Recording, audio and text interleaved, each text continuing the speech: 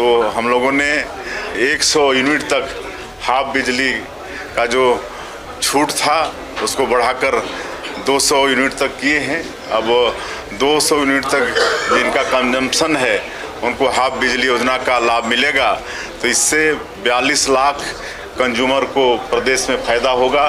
बाकी जो थोड़े बच रहे हैं, टोटल 45 लाख कंज्यूमर हैं, उसमें थोड़े बचे हैं, उनको एक बहुत ही अच्छी योजना है माननीय प्रधानमंत्री जी का PM सूर्य घर मुफ्त बिजली योजना।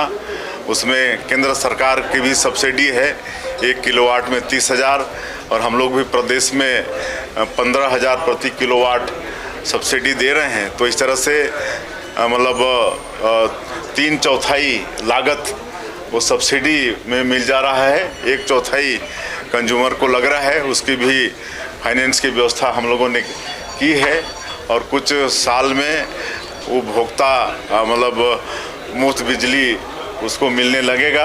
और इतना ही नहीं, जो ज़्यादा किलोवाट का अपना सोलर पैनल लगाएगा वो ऊर्जा दाता भी होगा, वो मतलब बिजली बेच भी पाएगा। तो इस तरह से व्यवस्था है, उस पर भी हमारी सरकार युद्ध स्तर पर काम करेगी।